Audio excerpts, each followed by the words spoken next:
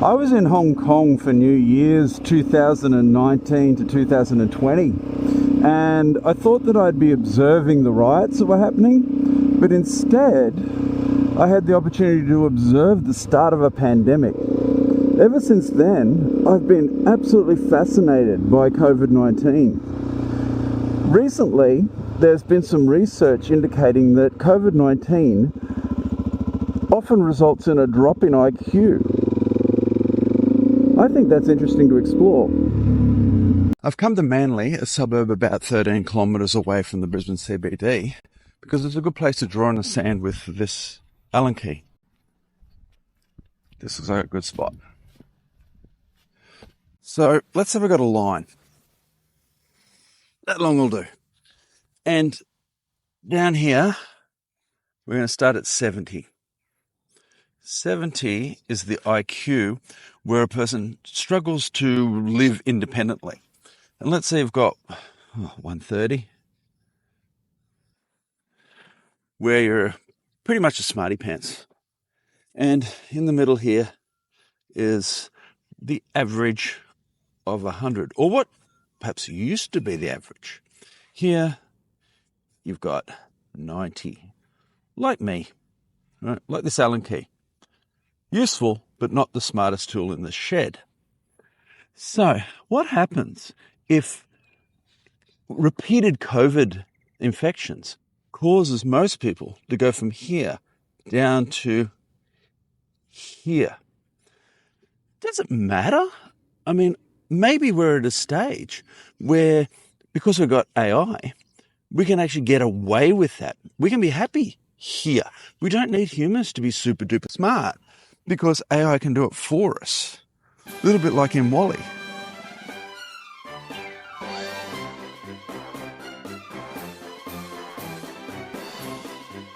Do you mind if I film your dog with the sun in the background? It's just a good shot. You don't mind me taking a video of this? People like seeing people make coffee. Opportunity knocks.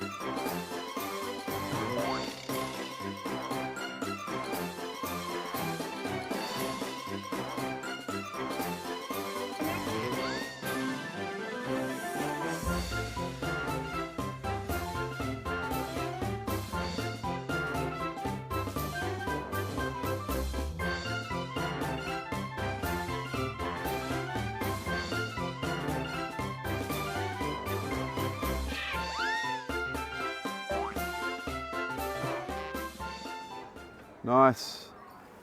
Where do you get them from?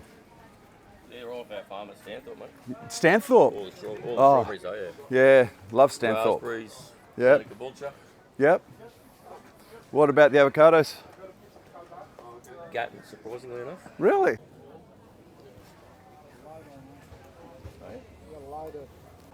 Moringa tree, huh? You know about them? No, I do a little bit of like filming for people who do reforestation.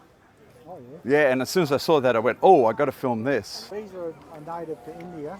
Yep. They're all through Asia, Africa now, and they're huge in America. And this is actually seeds. They're called the drumstick tree. Yep, yep. Are they heat resistant? Like, Yes. yeah, because I'm They deciduate and I'll drop the leaves in winter. right. They're deciduous. Why this is important is I'm actually going to Uganda in a few weeks to film some reforestation over there. I'm filming this now, so the people over there will probably watch this. So it'll give me a chance to discuss it with them. Which one do you reckon? Yeah, whatever you think's the best one. And what's your name? Lewis. Lewis. Okay, you've got your... Ah, yep. Moringa is being Yep. grown in Africa. Do you Which mind if I country? film us have this conversation? Yeah, go on, Coach. You're all right being on film? Yeah, sure. Yeah. Down this side. So whereabouts in Africa have they started planting them? I'm not really sure, but Yeah. the thing is, it's such an incredibly nutritious plant. It's like there is no more nutritious plant on the planet than that one. It's a way of life for Indian people, for Filipino people, people from Asia, the warmer parts of Asia. It's nutrition that people can afford. Yeah, that's important. You know, yeah. like you buy supplements and things like that. Even if you buy it online, half the time they've got fillers and stuff in them. Yep. This is you know, this is just natural Is it the stuff. leaves or is it everything? They use all of the tree. They say this is the most nutritious part of the plant. Reminds me of a vanilla plant. Yes, it looks I like saw a that in vanilla. Zanzibar. Like in Zanzibar, they grow them over there. Yeah. And the leaf is a close second. So when you make the powder, you do that at really low temperatures. You dry the leaves at really, really low temperatures. So not destroy the nutrition and That's right, because heat doesn't do wonderful things for Yep. it. So I put this in my, what did I make the other day? Tacos. Yeah. And I put the leaves in the tacos, but I did it I wilted them. I didn't cook them. I did that at the end. Yeah. And put them Would in they there. be all right, sort of like fried in like rice bran oil or a bit of olive oil or something? Yeah, they are. Just don't overcook Overdo them. The leaves, when you make them into a poultice, Yeah. put them on a wound, it will heal really quickly. Nice. So I am going to buy this plant off you. The bottom line is we could identify no difference in the outcomes of patients with COVID or other respiratory infection. The Queensland Health Study surveyed more than 5,000 patients via text message. About half had previously contracted COVID. The others had either influenza or another respiratory infection. It found 1 year later, 16% of respondents reported ongoing symptoms. The number was the same regardless of the virus. 3% had moderate to severe impairment after COVID. 4% reported the same outcome after influenza or another virus. But the biggest issue is that with COVID, it's at such high levels in Australia and around the world, and we're all getting the infection multiple times, so those risks do add up over time. To suggest that by not calling it long COVID, you would be, somehow helping those people not to focus on their symptoms is a curious conclusion from that study. Well, meanwhile, in the UK, an analysis of long COVID symptoms has revealed that up to a quarter of those infected develop fatigue and brain fog. Lucy Checker from Cambridge University is one of the researchers. People who had COVID, and particularly people who had ongoing symptoms, so long COVID, had a demonstrable reduction in particularly memory abilities. What kind of memory is this? Is this the sort of where did I put my spectacles memory, or is this I can't remember someone's name? Is it long-term, short-term? We get them to read a list of words and then about 5 minutes later just present a series of words and say, did you just see this? It's quite short-term in that respect, which is not to say there aren't long-term memory issues as well. Didn't see such a problem when people were remembering pictures. That also really links in with the problems that people report in the hippocampus, which is the part of the brain that's really responsible for memory. You get a reduction in the ability to create new neurons, the ability for neurons to form new connections with one another, and neurons are less likely to be able to kind of survive in the environment if it's in an inflammatory state. After that drive home, my head is kind of spinning a bit because the Queensland medical officer, chief medical officer, said that we don't have to worry about long COVID anymore because it's not a thing, or really not an important thing. Yet those researchers are saying that long COVID causes people to have potentially long-term damage to the laying down of neurons and neural connections in the hippocampus, resulting in them having increasing problems with verbal processing. Not visual processing of pictures, but verbal processing, so to do with language and things like that. So on the one hand, our chief medical officer is saying, no problems. On the other, international research is saying, yeah, problems with your brain and processing language. So what's the truth? Is it real? Is this long COVID thing in your brain real? This is just a stop on a random drive in the new electric car. And I'm thinking about that whole thing about humans getting dumber. And I wonder whether it's kind of like reverting back to the way animals think. You know how they like probably or possibly think in pictures. They certainly would be thinking in words. They'd be thinking in pictures and emotions. So maybe if humans' ability to think in words decreases, then maybe our thought process has become more like animals. Kind of like, like the Adam and Eve thing and the tree of knowledge.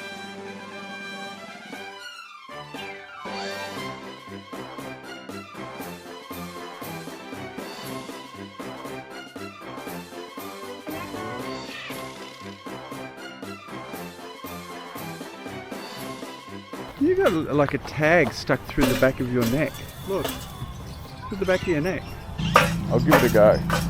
Let's see how gentle or not. Could you just pour a little bit into my hand? Oh, good. Now, just trying to... Let's see if I lose the hand. We are hand-feeding emu.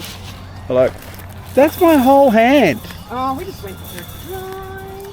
You just tried to eat my whole hand. Hello, reindeer. Do you know the last time I saw one of you guys was actually in Norway? Yeah. That was when I used to eat reindeer. I don't eat reindeer anymore, so don't worry. You and I do a size comparison, alright? You've got to go up. Up. High as you can. Come on. That's it. High as you can. That's it. Rainbow lorikeets are maniacs. You're a blue-faced Amazon parrot. Would that be correct? Would you like me to puff on your chest? Clicking my nails.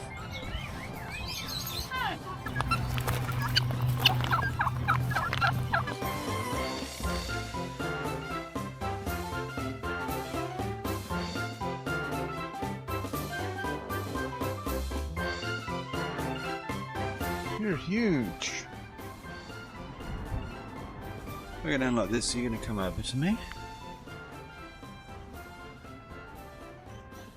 Oh, good boy. Yeah, good boy. Good boy. Yes. Boy. I think you are a boy. Aren't you? Is that alright? Is it? Is that okay? Hmm? You are amazing. Absolutely amazing. So over here I've got the moringa planted that I bought yesterday. It's currently, let's call it 28 centimeters high. Keep an eye on that.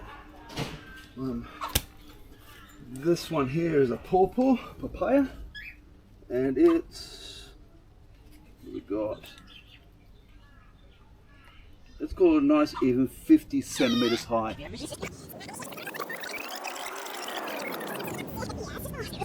The kinds of things we're talking about in this paper, a general reduction in the ability to follow a conversation, to keep up with the level of concentration and quick decision making that you used to be able to do, those sorts of things are that sort of creeping issue.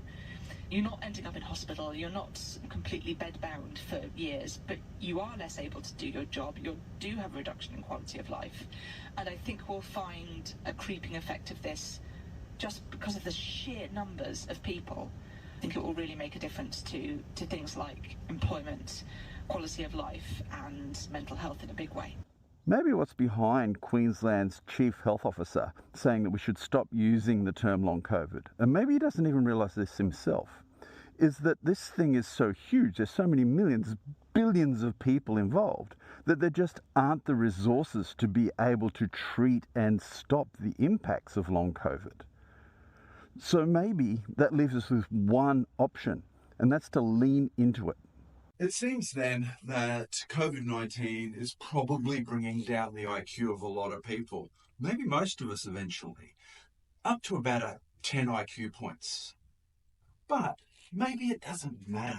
Maybe we're at a point in history where AI can take over the intellectual side of things for us. Maybe schooling doesn't matter as much. Maybe the teacher shortage thing isn't as big a problem. I'm not the person to know about this because my nickname has been Dumb Dave. But it's kind of derogatory, isn't it? Hurtful. So I prefer AKA Flying Beard Man. Main risk factors seem to be being a woman between 30 and 60 and not resting during the initial period and impairment in the period immediately following the initial illness. So, you know, when you start to feel better and you think you can do things. That one in its own right sounds like a very practical finding to have. Absolutely. That's the one piece of advice that I do give to my friends and family is, just rest. Do take the time off work, even if you're beginning to feel better.